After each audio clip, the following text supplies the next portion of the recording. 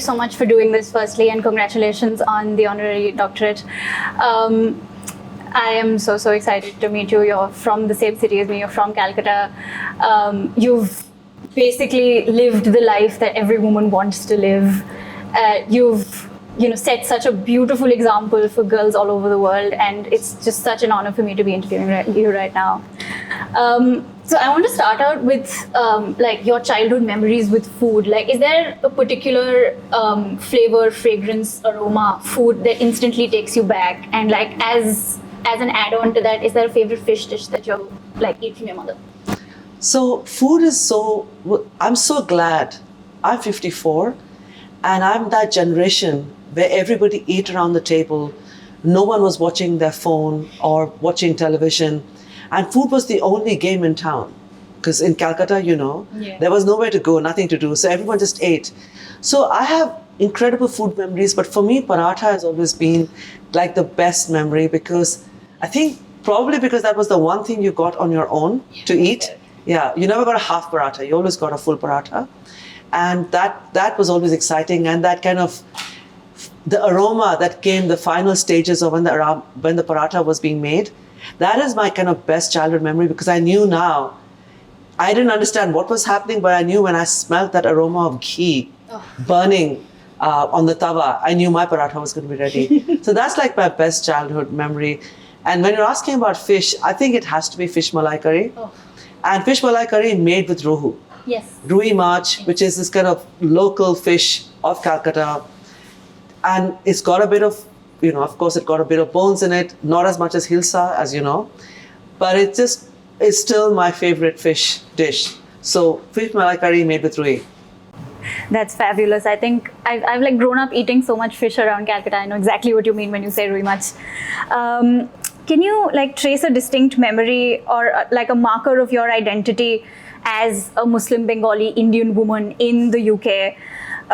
With the food that you make, how do you trace identity with food, especially with the work that you're doing and like the advocacy that you so actively do? I think food is part of our DNA. It explains who we are. It's so intuitive to who we are that we don't understand that you need to be able to tell people, this is my food and this is me. Do not separate me, my culture and my food. The easiest thing to do is just to take our food. And that's what I don't want. I want people to understand my story, to understand who I am, why this food is sacred, why this food is so symbolic, the nostalgia, the honor, the respect linked to my food. There is, unfortunately, a lot of racism in this country when it comes to food. So anyone who is opening a restaurant with Spanish, Korean, Japanese, Italian food, they can charge anything because that food is considered elevated. But if you want to be an Indian restaurant serving just our standard food, people don't understand. For them, our food is cheap and cheerful. And unfortunately, all Indian fine dining has made our food into something you and I would not recognize. Yeah, no. They have dissected it. They have taken out the brown bit. My skin is brown. My food is brown. I'm not ashamed of what my food looks like. But to make it look like a little floral garden, to add, everything like, from seaweed to truffle oil on everything, presenting my food as, pasta style. My grandmother would be moving in her grave. She'd be shaking. Where's the roti? She would ask. Where's the rice? You're serving smidgens of food on little plates because you think this looks sophisticated.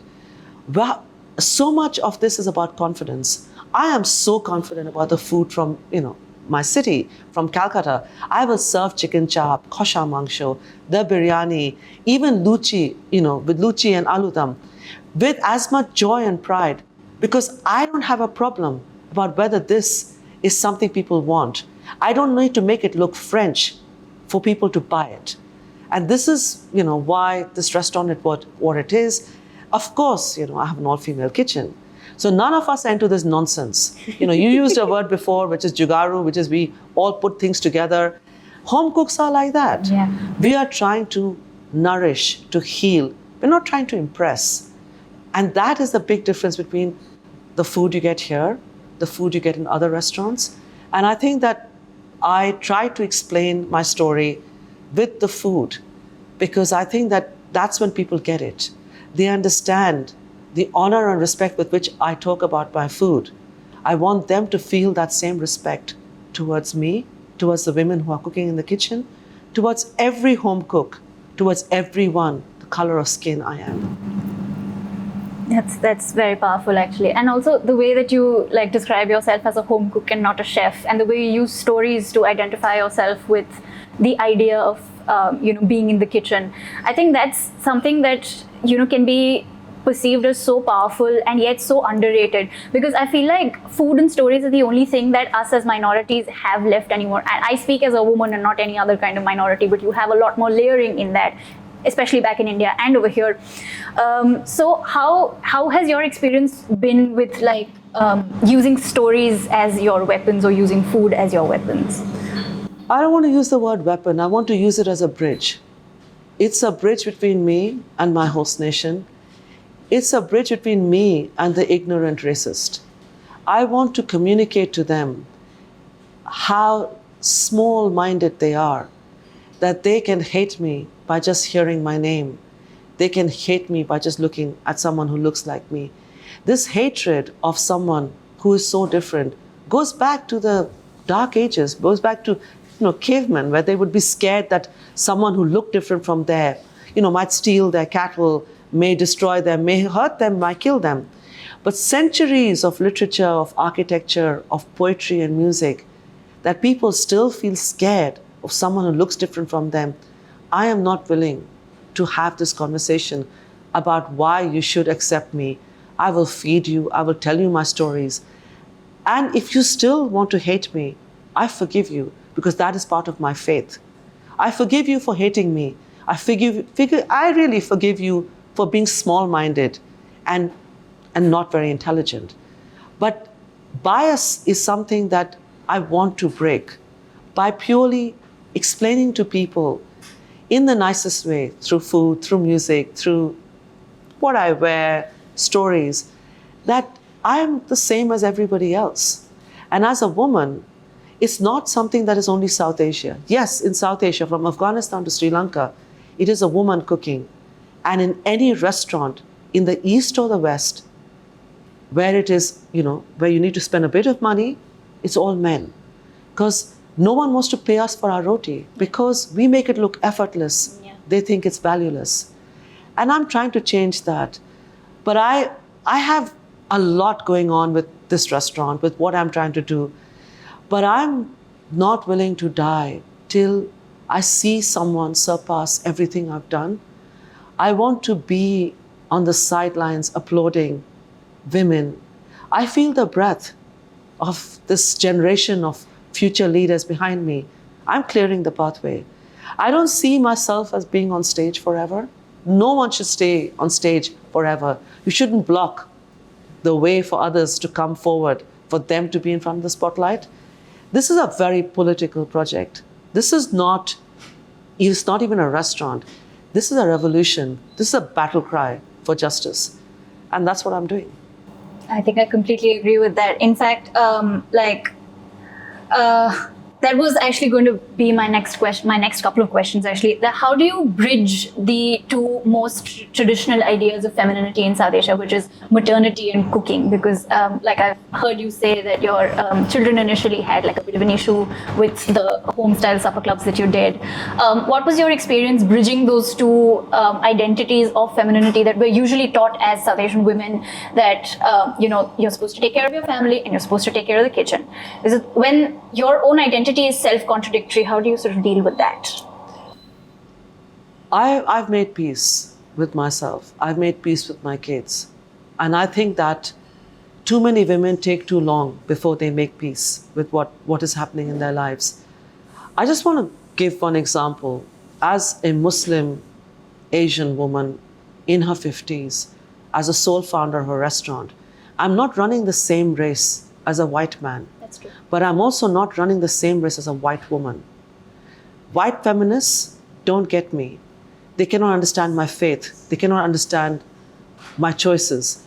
And I don't need to explain to everyone that I literally am playing a balancing game every day. But women around the world do this. They set themselves on fire to warm others. And I understand all the kind of obligations that come, the expectations that you will feed your kids, that you will look after them. And I know that there are days when I feel I have failed. I cry. I feel very angry that I have failed to be a good mother. Sometimes I feel I failed to, do all the things I wanted to do for that day. But I also understand that, the night is never endless. And, it's there in the Quran, it's there in every religious book that, night is never endless. Day will come. And I forgive myself. And I wait for the next day and hope that it's going to be a better day. I don't have any advice for women who are mothers. I don't have advice for any woman, even those who are not mothers, on a work-life balance. I don't think I've got it right. I try. But what I have learned is how to be kind to myself. It's taken me a long time. I've always felt and pushed myself too hard. And I'm now in a much better place. And this is why I always feel that the ageism, so prevalent in South Asian culture, but so prevalent in the West. Here there's a veneer of sophistication. Yeah. But this expectation that you're young and you're dynamic and you're creative, and when you're old, you don't have much to contribute. When you're old, you have lost more battles, but you have learned to rise. And this is why, I feel that in South Asian culture especially, this whole idea that women who are older are not given as much respect, are not, accept this traditional respect of being the elder, but not given investment. You go into a venture capitalist, they're going to watch your age and see, you can't get a mortgage, you cannot get a lease. Yeah. The moment you're older, people are scared. But what they don't understand is the strength of an older woman. We are so strong because we have lost so much.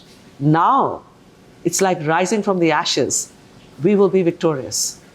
Yeah, that's very true. In fact, I also correlate that with a lot of literature that has now started coming out on Mughal women, because you read about all of these Mughal men, but you don't realize that Babur came to India with a whole host of these really strong, really powerful women, without whom the empire wouldn't have sustained, without whom any of the empires in India would not have sustained. And that sort of is a very necessary reminder, in my opinion, to everyone around. And I think that's why stories become such a huge part of, or untold stories become such a huge part of the way we conduct ourselves, especially in India. And I think that, women are never the hero. Yeah. That's the problem. And I think that so much, it is just prejudice. Yeah. Especially prejudice against brown-skinned women, but it's there in so many cultures as well, that all our achievements are downplayed and all our success is often shared, sometimes not so willingly, by other family members, by your CEO, by your colleagues. And too many women allow this to happen. And I think that, we need to take back this power, that this is me, this is my idea, this is my success. And remember, this is not about you. You need to do something special for the generation coming after you. Too many women have allowed men to step on them and take away their glory. And I say this every time I'm in front of a group of young people who are going to be future leaders.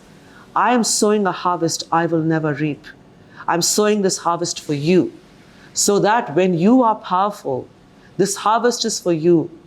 Use it in an intelligent way, use it with justice, make sure that there is enough diversity, equality, that women are given equal status. I don't think I will live that long that I will see this changing in my lifetime, but I want to be able to do something that I clear the pathways for the generation afterwards. That's very true. And I think you're already doing that. This place is proof that you are. Those women behind that counter are proof that you are. And I'm sorry that there is a lot of background noise from the kitchen, but This is the It's thing. a kitchen. It's a kitchen. It's going to happen. And I apologize for that. You'll see hear a lot of noise, but as much as possible, I'm telling them to try and keep it down. But, that's kitchen noise, and it just makes it real. Yeah. We are in my restaurant. It's okay. It's a kitchen and it's South Asian women. We are loud and we are proud. It is what it is. Yes. Over the years, I was trying to understand your belief system, and I sort of correlated a lot of that to why I came to SOAS, was because my identity was sort of lost in the madness that's going on in India right now. So over the years, SOAS has sort of built this image of finding your identity as anything but a white cishet person, and you found that identity with the women that we were just talking about, taking yourself and them from women belong in the kitchen to women owning the kitchen. Tell us something more about how you befriended these women, how you found them, how you found your tribe when you got married and came here. Tell us a little more about that.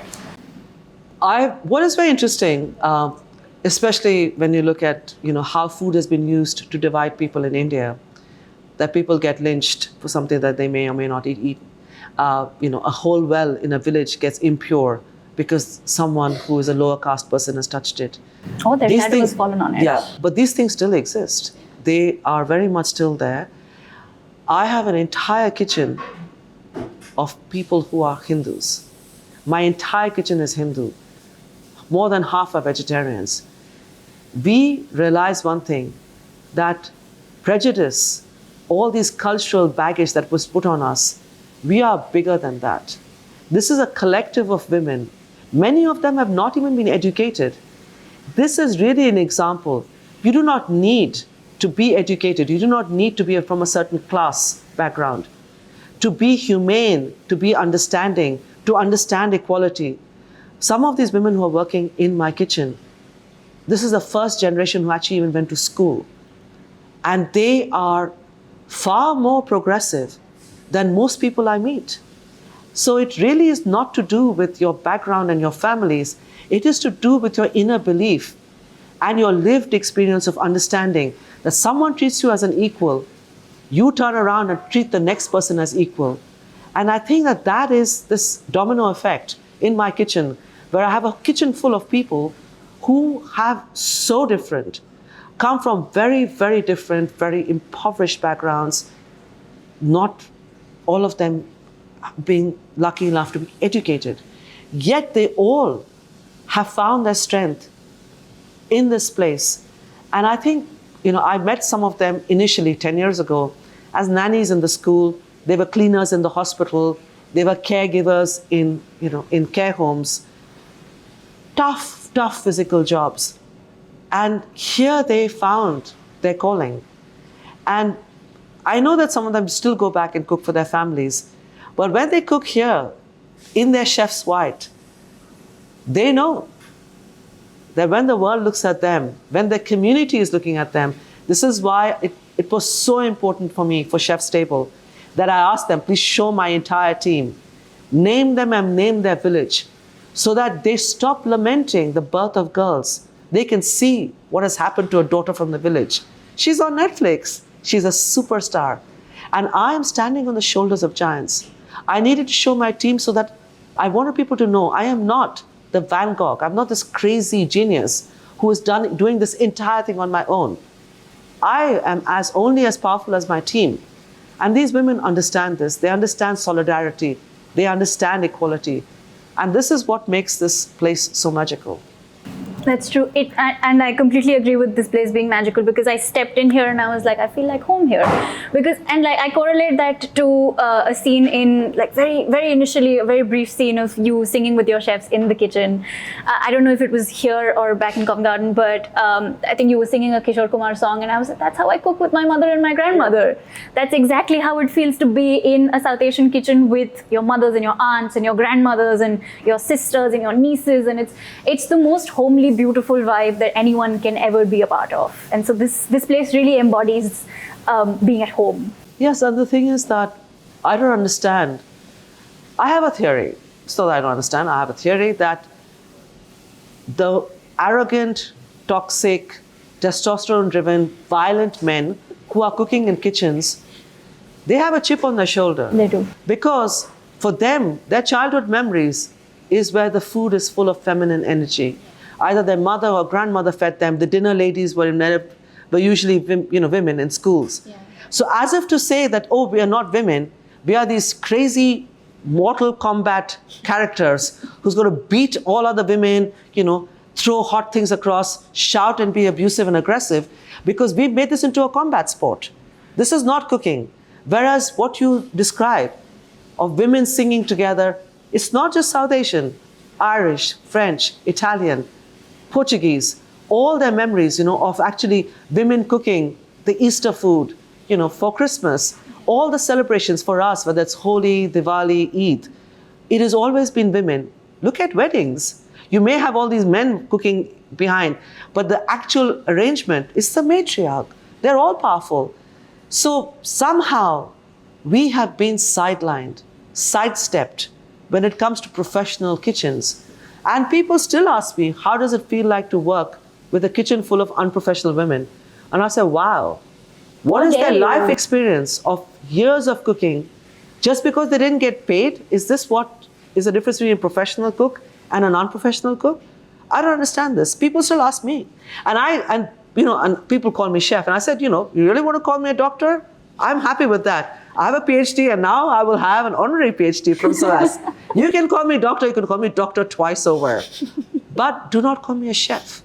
Because a chef is it's a vocational degree. It's a qualification. You can do it by going to culinary school, or you can just rise up the ranks. I haven't done all of that. I'm a home cook, and you can still call me doctor. That's fair. That's very fair. So going from this kitchen of women to another kitchen of women that you established back in Iraq, I heard the story of your head chef, who's now your head chef, and I heard her very, very powerful story of being able to quite literally find her voice again.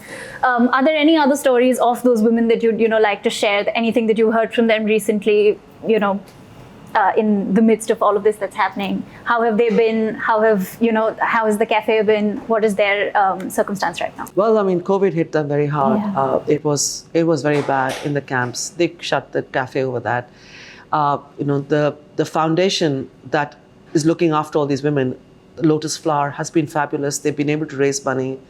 And this cafe is now back on its feet. It is self-funding. They are very successful entrepreneurs. They are now baking. Wow. In those camps, they are baking, they're selling cakes, they're making bread. And these women are also doing catering. My goodness. And wow. They are, because of that part of Kurdistan, it's got a lot of international agencies, it has charities, NGOs. They are the ones who are feeding all of them. And they are showing how you just need to lift women up, bring them hope, show them that you care about them. There is an incredible power, a Shakti in women everywhere. All you need to do is hold their hand for a brief time. I've described this, I recently came back from a refugee camp, Syrian refugee camp in Lebanon, and you could see Syria from where I was in the mountains. And I was describing to them that, it's like, when you light a candle. So the flame doesn't go off. You hold your hand so the flicker stops. Then you move your hands, and that flame is so powerful now. You don't need to be there to hold it. And, for all this hatred and anxiety of migrants and outsiders, it is really an indication of how small-minded people are. Any help and assistance you give them, they don't want to be in this position where their whole life they're dependent on others. These women will go on and do great things for themselves. And I think that this is something that I felt at the cafe. I have not been back. I would love to go back because they are very successful. I'm seeing fabulous pictures, these super confident women, doing these little videos, doing, explaining to others how to make their own, Yazidi kind of dumplings. They're fabulous, and the inner confidence shines from them. So different from when I met them. That's the thing. You just need to, I don't think people, especially, actually not especially, everywhere, I don't think people understand just how powerful women together can be, or just one woman can be, if she's just given a little bit of encouragement. And like, in terms of the camp as well, do you think the camp, the cafe idea is viable in other places that have some amount of funding, in camps elsewhere as well? Yes. The main thing is that you need people living in the camp to have access to cash. I work with the World Food Program. They have this incredible program of multi-purpose cash that people can go into a cash point and take out. So they don't give them boxes of food or aid. They give them cash. This works in two interesting ways. One is that it gives them back some self-confidence. So, as a mother, you can decide, I'm going to buy this for my kids, I'm not going to buy this for my kids. Or if you're a couple or you want to focus on a certain thing that for you is a more of a priority. People's choices are taken away when they are given something instead of them choosing it. The other thing is that it lowers the resentment of the host community because you're going to their shops and you're buying things. Yeah. The thing with the cafe is that it can become that connecting point, that bridge between host community, refugees, migrants, internally displaced people, whoever they are. And I think it can be done. I have to admit it's not easy. The only reason why we have been so successful with the Yazidi camp is that I went into a place where there was an existing structure, there was a lot of confidence because Lotus Flower, who were working there with them, and my friend Taban, had a lot of confidence from the Yazidi community. You can't just parachute into a refugee camp or into a group of migrants and try and work. They need to trust you. Yeah. But that can be built, and you need to work with community leaders. Once you have that trust, I think this can be done anywhere. That's true. That's fair. Your newest project has been with trying to solve global food insecurity with practical action in Malawi and in Kenya. What is your aim for this project, and what was your sort of common point with practical action? The thing, our practical action really is, that they actually try and minimize the amount of money that is used for admin. I know that with bigger organizations, with all kinds of protocols, they often have to. The advantage of a smaller organization, they're more agile, they can move around quickly. And there is literally that practical solutions to small things. So helping people, find a way that is sustainable, that is long-term, that is not just short-term. This whole thing of, teaching people how to grow crops, how to fish, how to build infrastructure. These things are more efficient, more long-lasting.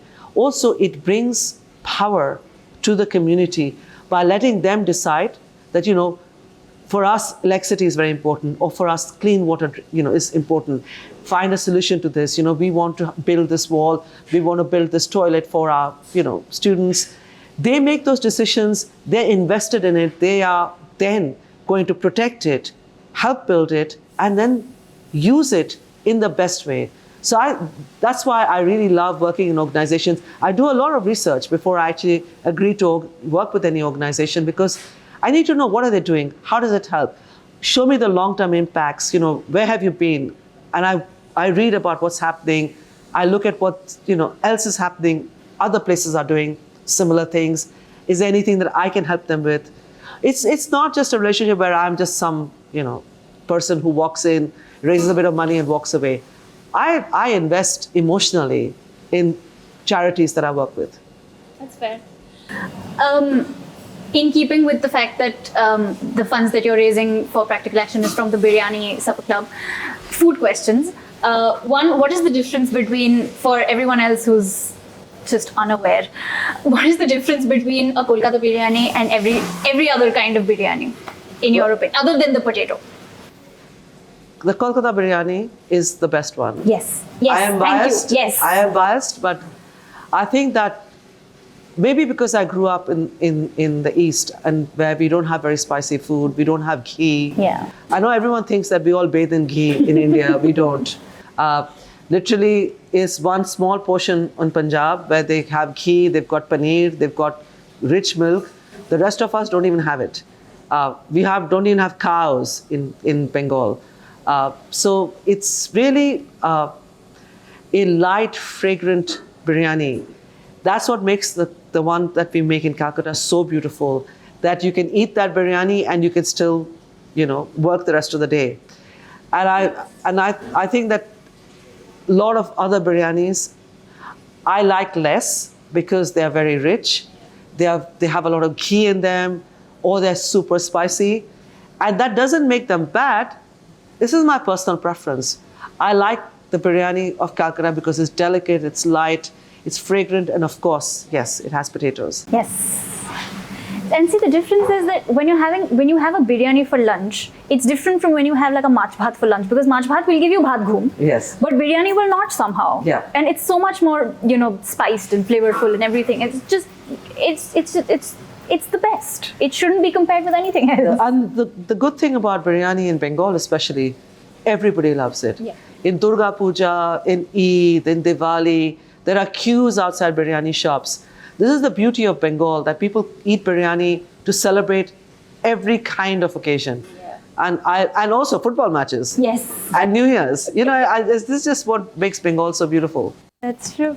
And for the other food question, for the uninitiated, what is the difference between a puri and a luchi? Puri and luchi are different. They may look the same concept, deep fried, puffs up. Luchi is made with maida, which is white flour, whereas puri is almost always made with a mix of flour. So it is atta, which is what we make chapati with, and sometimes mixed with white flour. Luchi is unique to Bengal. It is soft.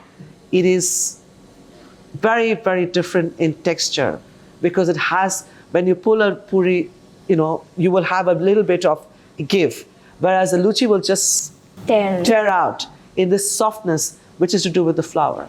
Right. No, I ask this because I have loads of non-Bengali friends who will come up to me and talk about luchis as if they are puris, and I just need everybody to understand that they're two different things. Very different. They taste different, they're made differently, all of that. Finally, for like a last leg of questions, like we talked about earlier, your husband teaches at SOAS. Do you have any memories going back, going to campus, being there for events, anything that you remember specifically about SOAS? I used to go to SOAS a lot, when we moved here, because from Cambridge, when my husband moved from Cambridge to teaching at SOAS, I would go a lot because at that time I had a place to study law at Cambridge, but I didn't want to stay in Cambridge because I had terrible memories of Cambridge in winter. So I actually was able to convince King's College to give me a place to study law. I would meet Mushtaq at SOAS in the evenings, and we used to often go back home together. And that's actually how I also discovered the Ramadan tent. The beginning of Ramadan, I saw that these guys were just getting together. I could cook, I wasn't anywhere like, how I cook now, but I offered to bring food. And, there was this crazy tent. Every time the wind blew, the tent would fly off. And we didn't have water, and we were running out trying to get water. And I had to bring chai, and we couldn't heat the chai. It was a lot of drama. But I loved this, there was a whole small group of students. And I remembered that how I felt my first Ramadan in this country. Because for me, my memories of Ramadan was breaking my fast with loads of people in my family, a whole table full of food. Yeah. And I remember seeing these students and thinking, oh my God, how tough this is. And I thought this was a great idea. And this was 2012, and I think it was 2012, 2013. And I've been involved with them from the very beginning.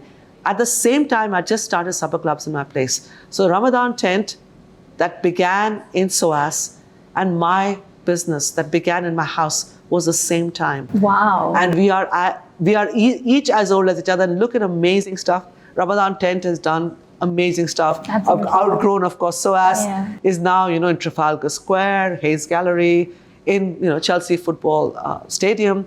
They've done remarkable things. And every time I look at them, I smile, because I remember that we began literally at the same time. So SOAS memories of that, but also just hanging out, with a lot of students of Mushtaq who I knew in Cambridge, who then had come to SOAS to do masters. So I met them all. And definitely, I think that SOAS had a much nicer vibe, a nice place to hang out. So since you're here, I'm going to get as much advice as I can. Any advice for PhD students who are sort of floundering and struggling currently, since you've done yours from King's and everything? It is an incredibly hard journey. You need to understand that this is so difficult, it's isolating. You are so vulnerable because you are putting your heart and soul and many years into a project. You are obsessed with your topic. You know everything. You're the world's expert on this. You gather huge amount of information. It's very isolating. So even if you are with a lot of people, recognize the fact that you are alone because only you know all these complex thoughts that are always in your head. Ask for help. Reach out to people. And, and I know that SOAS has, my college had, people who were there to talk to you, who would just help you in kind of resetting everything. It's very important. It's so hard because it's a tough journey. So the initial bit of about making sure that you're so scared that someone has written a paper on it and you haven't seen it, you're obsessed about, constantly researching. Then the second bit is when you're constantly having to cut down words. You have so much material, you're not going to you have long acres of footnotes, all of this. It is so hard. Absolutely be proud of yourself. That's my one advice to PhD students. Don't allow the burden and the challenges crush you. Never give up because what you're doing will bring knowledge to the world. This is not, I know at some point you think this is my project, I'm just doing this. Imagine when your thesis comes out and so many people are going to benefit from it, are going to read from it. Look at it as something that you are gifting the world. It kind of makes it a bit easier. You kind of then feel a bit more motivated because there are times when you lose that fire. The flame is out and you just cannot continue and you have a writer's block, you're struggling. All of this happened to all of us and everybody has finished their PhD, okay? In the end, just don't stop. Keep thinking, stay hopeful, and your PhD will happen eventually and you will be so proud. But I can tell you one thing, you will never read your PhD again. I have never ever, it's been years, I have not looked at my PhD again. Once it came out, I finished my Viva, oh my God, I can't bear to look at it. That's fair, and I think that's good advice for people like me who are writing their master's thesis as well. So, and finally, any word of advice or any message that you'd like to leave to the batch of 2023 that's graduating? My real kind of plea to all of you is that money is not your bottom line. I know there's a lot of pressure, especially now with the cost of living and the difficult, challenging economic climate in which we all find ourselves, that people will find secure jobs and worry about security. But I think the most powerful thing you can do is you can actually have a meaningful job where you can do something where you are able to also contribute to other people, to help other people. And I can tell you this with my own experience, that my time when I feel my most powerful is when I look at my women in the kitchen and see them working. And I know I played a role in getting them there. So whatever you go on to do, it is good financial sense, it's good business sense to actually be doing some work for more communities that actually need your help, the communities around your workplace, where your factory is, where your office is, where you live, your walk around, your coffee shop. Understand that you can actually raise your community, be part of your community. You do not have to be this isolated person running a business or working in this, glass palace where you come in and out of work. Smile at people, do something, because this is your opportunity to actually invest in the area where you are. So wherever you go and whatever you do, I wish you greatest success.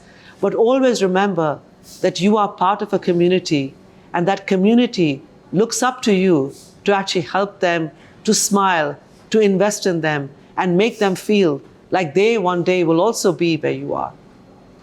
Thank you so much, and thank you so much for this interview and for having us here. You genuinely have a forever fan in me. You and all of those women working back in the kitchen. I'm so immensely honored to meet all of you. Thank you so much. Thank you.